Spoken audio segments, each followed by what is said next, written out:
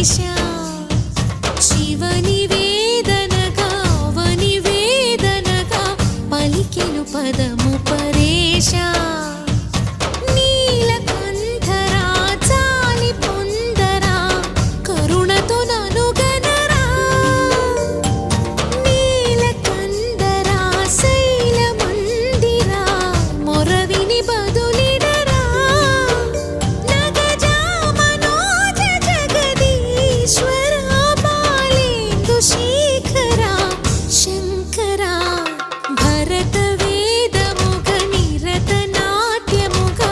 కదిలిన పదమిది ఈశా